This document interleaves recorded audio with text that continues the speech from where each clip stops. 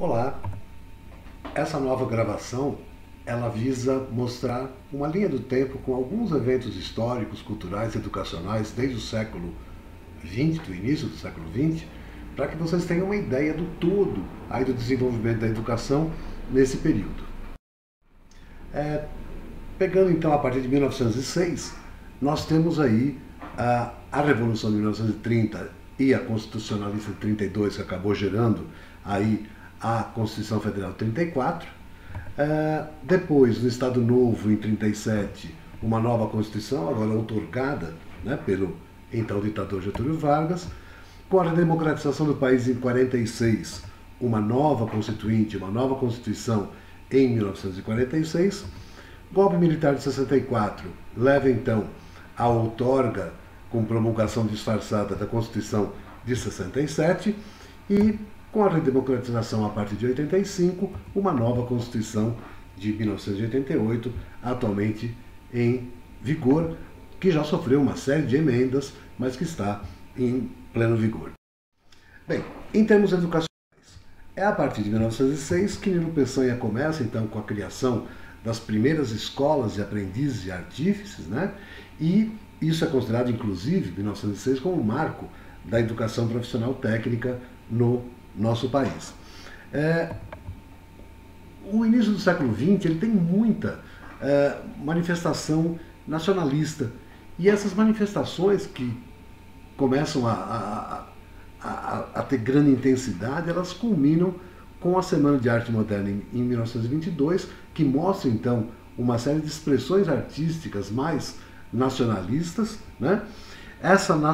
Esse nacionalismo também gera aí a criação, em 1924, da Associação Brasileira de Educação, e em 1930, eleito Getúlio Vargas, ele estabelece aí a criação de um novo ministério, Ministério da Educação e da Saúde Pública, então já em 1930. Em 1932, há a publicação de um manifesto dos pioneiros da Educação Nova, um movimento que nasceu lá na Europa nos anos finais do século XIX, na segunda metade do século XIX, para ser mais preciso, e trazido aí ao Brasil por Rui Barbosa. Esse manifesto, então, ele tem como princípios, né, uma educação laica, um ensino gratuito e um sistema nacional de ensino que já existia, então, nos países desenvolvidos desde o século XIX, mas que no Brasil ainda estava longe de ser uma realidade. Esses pioneiros da educação nova, né, uma série de intelectuais aí da época, acabam contribuindo para a Constituição de 34, que então tem no seu bojo, né, essa organização nacional de um sistema, né, educacional. Dando continuidade, já em 1942, aquelas escolas de aprendizes, né, elas são estruturadas a partir de uma lei orgânica do ensino industrial, depois do ensino comercial, criação de SESI, SENAI, etc. E é a partir dessa época que os egressos dessas escolas técnicas passam a ter o direito a ingressar, a ter continuidade nos seus estudos a partir do ingresso no ensino superior. Até então, só acessavam o ensino superior aqueles cidadãos que realizavam o ensino científico, o ensino clássico, o ensino secundário, né, propedêutico, quer dizer, aquele ensino sem uma formação profissional incorporada, como acontecia então nessas escolas. Em 53, o Ministério da Saúde e da Educação se separam e então o Ministério da Educação passa a ter a ser, né, um ministério independente. Em 59, apesar da Constituição de 46 voltar a insistir na necessidade de um sistema nacional de diretrizes curriculares, o assunto tramita no Congresso, mas com uma lentidão impressionante, né? Ele patina, não tramita, e em 1959 muitos daqueles intelectuais que haviam assinado o Manifesto dos Pioneiros da Educação Nova assina um novo manifesto reiterando aqueles princípios e pedindo, então, um sistema nacional laico, organizado, gratuito e com universalização, né, da educação como um todo. Isso leva, então, à aprovação e sancionamento da Lei 4024 de 1961, que é considerada a nossa primeira lei de diretrizes e bases da educação. Com o golpe militar, infelizmente, a lei tem aí uma vida relativamente curta, porque ela sofre profundas modificações a partir de 68, com a reforma universitária, que também introduz cursos de graduação mais curtos, num primeiro momento inspirados aí nos colleges americanos, mas que são diferentes deles, né? Porque eles são cursos de graduação e depois foram regulamentados melhor aí nos anos atuais, mas ainda gera uma série de confusões que remontam essa época, a época da sua criação pela Lei 5540. Em termos de educação hoje chamada básica, né, o ensino primário, ginasial, científico, ele sofre uma reformulação em 1971, onde são criados o primeiro e o segundo graus. Né? Primeiro grau englobando primário e ginásio, e segundo grau o científico, clássico e também os cursos normais para a formação de professores para os anos iniciais da escolarização. É de 71 também a introdução das habilitações profissionais no segundo grau, que passam então, o segundo grau passa a não ter mais aquela natureza propedêutica, quer dizer, a ser um estágio preparatório para o ensino superior. Todo o ensino científico, então chamado ensino de segundo grau, passa a ser profissionalizante. Isso obviamente não dá certo, não só pela falta de infraestrutura e pela falta de pessoal também, de professores, né, para essa formação mais técnica, e acaba gerando aí formações técnicas em cursos muito mais, naqueles cursos, né, que necessitam pouca ou nenhuma infraestrutura laboratorial, e isso perdura aí por alguns anos, mas em 1982 a Lei 7044 revoga essa necessidade e volta então a possibilidade, né, de um segundo grau propedêutico, ficando para as escolas técnicas o ensino profissional técnico de segundo grau. A partir de 85, algumas outras mudanças acabam ocorrendo com a instalação da Constituinte em 86.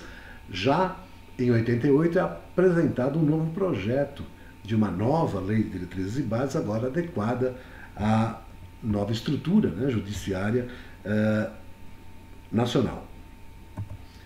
Em 1992, o Ministério da Educação incorpora os esportes e pouco tempo depois é separado novamente com a criação de um ministério específico para os esportes.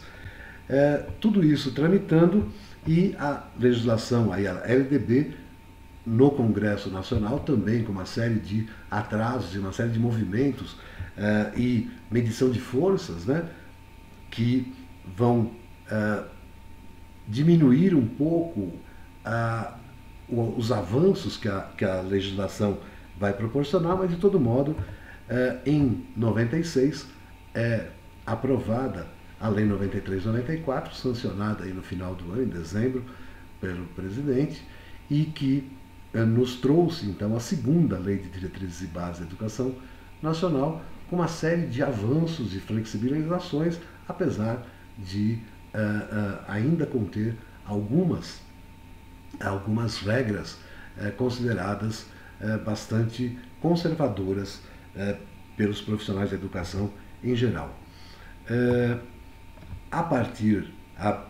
Ainda em 96, um pouco antes da aprovação da LDB, é aprovada uma lei do Fundef, né, que estabelece um fundo de desenvolvimento do ensino fundamental, que foi extremamente importante para que houvesse um avanço mais significativo dessa etapa, né, do ensino, agora chamado ensino fundamental, englobando então o antigo primeiro grau e que levou à sua universalização uns 10 anos depois. Também por conta da LDB ter introduzido diretrizes curriculares nacionais e não mais currículos mínimos, como havia nas graduações do ensino superior, né?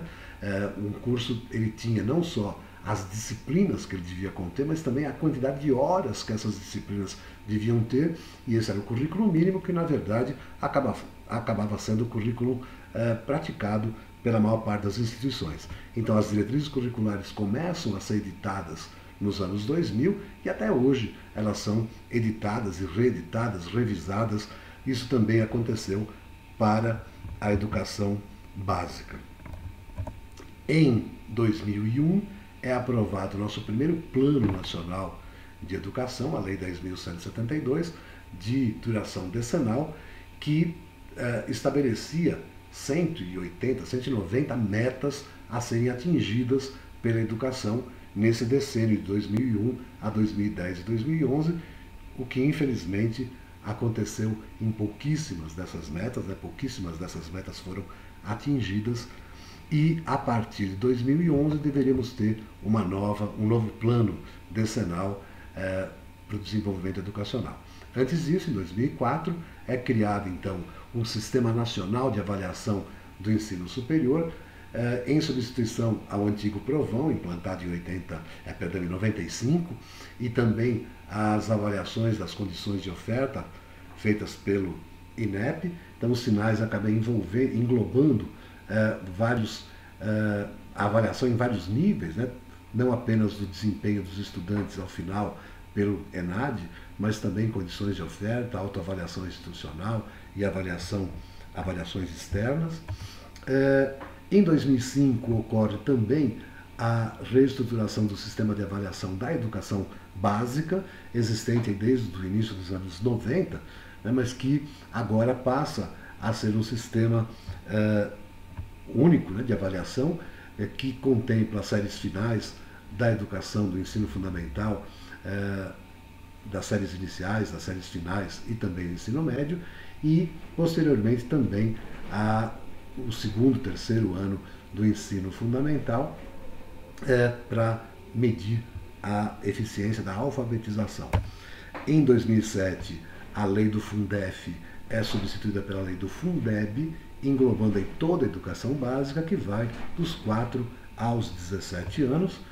Em 2014, e não em 2011, é aprovado o nosso segundo Plano Nacional de Educação, de duração decenal também, e, portanto, em vigor até 2024. E, mais recentemente, um decreto que reestrutura a oferta de educação à distância. Isso já estava regulamentado a partir de outros decretos, aí 2005, 2006, 2007, e agora, então, com uma flexibilização maior para essa oferta poder se desenvolver em maior grau no país como um todo.